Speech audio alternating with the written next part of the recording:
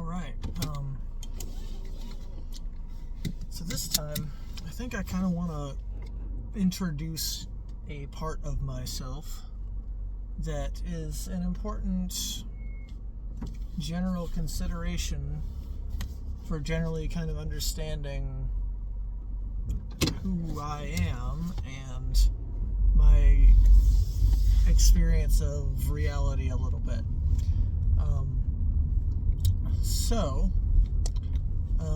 I do have the experience of kind of having what I think is a decent label to call alters.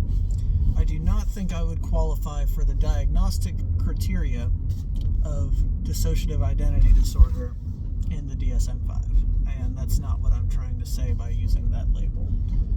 But what I mean by that is that I do have kind of an experience where there's basically kind of like different personalities that manifest in myself, and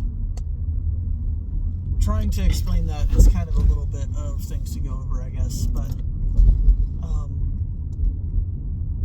so I experience kind of different like egos almost, different manifestations of myself that have different levels of things that they prioritize, different aesthetics that they're drawn to, different weights of how much they care about certain things in my life that can be contradictory to others, such as, like, for example, one caring a lot about relationships and, like, you know, being like loved, and like another part of me that just like almost like completely is totally disinterested in that, you know, for one example. Parts of me that are very like strategically oriented around like doing big plans, and parts of me that are like almost just kind of surrendering and disengaging with even trying to really be in control of anything. So to give some idea of some of that balance, and this will be kind of a concept that I'll have to kind of go more specifically into probably across a multitude of videos, but I guess I kind of wanted to go ahead and start putting that out there a little bit. And it's something that I think a lot about, the relationship of this experience that I have and the other kinds of ideas that I'm interested in. I do have different names that I give to different ones. A lot of them are just kind of like names that feel like they resonate well with what it feels like when I'm in those states. A lot of them I can kind of trace back moments in my life that were likely like the thing that kind of facilitated them as like a thing on their own, I guess. Oh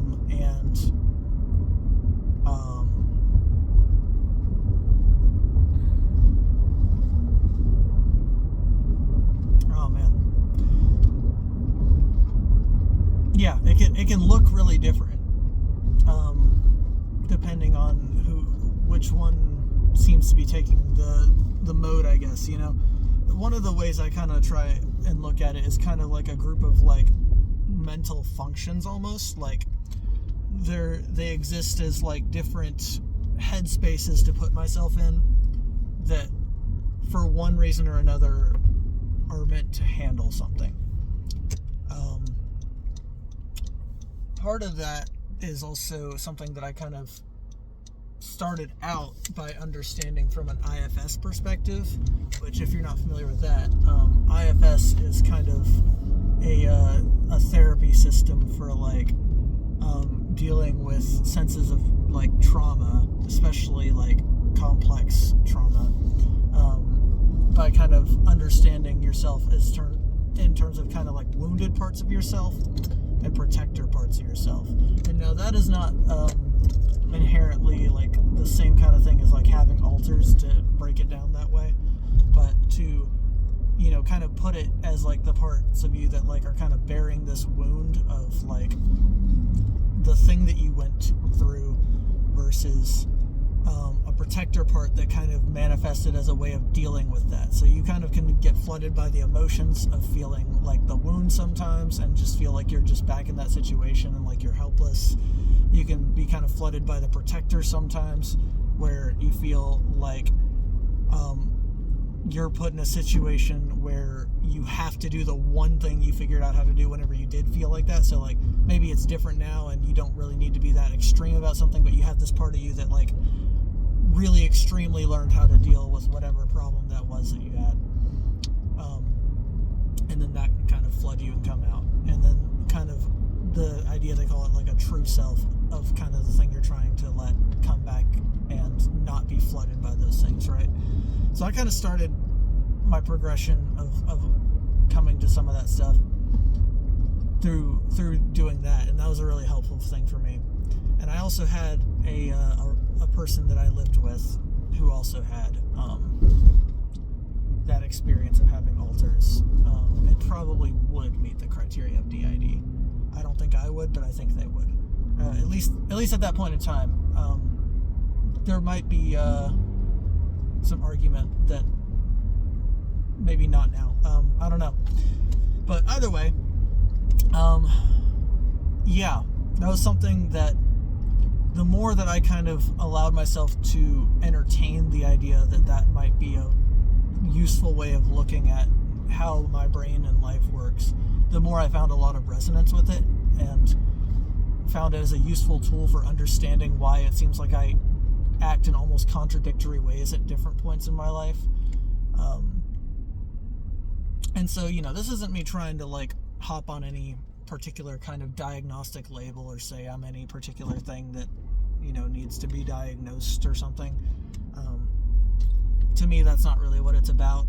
It's not about like sympathy fishing either, you know, like, oh, I have it so bad and I have all these things wrong with me, you know, because in a lot of ways I actually have looked at a lot of my experience of having alters as almost more of a positive thing, in a lot of ways. Not on all of them. Some of them can definitely be really overwhelming, but on a lot of situations it's kind of useful that I have these different parts of myself that are almost tailored to handling different situations, and it allows me, I feel, more adaptability, having almost these more like discrete modes of aligning myself to handling different situations than if I couldn't do that, you know. And that's honestly, I'd say, a good way to introduce kind of where I think a lot of this started. A lot of whenever I was younger, I had a lot of contradictory environments where different things were expected of me in different places to kind of extreme degrees, and felt emotionally intensive, those degrees. So I kind of just learned how to basically just be whatever I needed to be in a lot of situations. On the other side of that, there's also, I think, a lot of things that kind of came somewhat into existence out of being kind of the shadow side of those manifestations as well. So like kind of the things that I would repress would kind of form into also a sense of identity as well.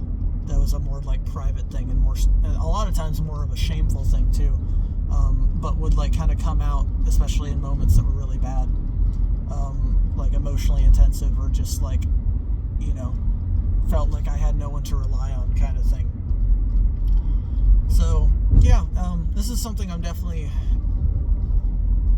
looking forward to getting to kind of talk about a bit more. I made a lot of notes on this over the years. I guess it's probably been maybe a year now that I've had things kind of written out, maybe a little bit longer. But yeah, I've kind of moved away from this model, but I kind of tried to represent the idea of like these different alters I had almost kind of as like as pairs a lot of the times, as like one was where both were kind of the shadow of the other. That was kind of the idea I had for trying to like organize it a little bit. And there's also a little bit of idea of kind of a layering too, where, you know, some of them feel like they're like higher scope, and some of them feel like they're lower scope in terms of the function they accomplish. And some can kind of be nested within different groups. I don't know. I tried to find accurate ways of sorting it. And now, if you look at kind of how our brains work, it is also just kind of true that our brains are parallel processing machines. One of the interesting things you can actually look at is in case studies where people have their brain severed in half, both halves are mutually they can't connect with each other, and they're basically two different reasoning machines.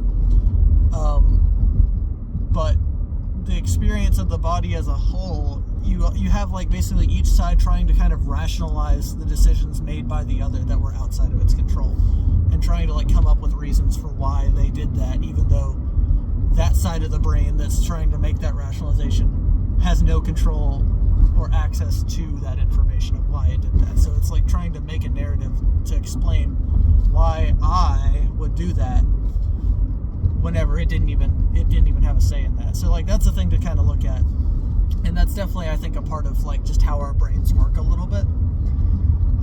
And I guess the degree to which it's useful to think of things as alters for an individual probably just depends on the degree to which you just find personal benefit in that. I used to think that I didn't experience any amnesia between having different alters, but that's actually not true. I've come to learn. It's a little bit harder for me to see, which obviously it's gonna be, because how do you tell if you're forgetting something?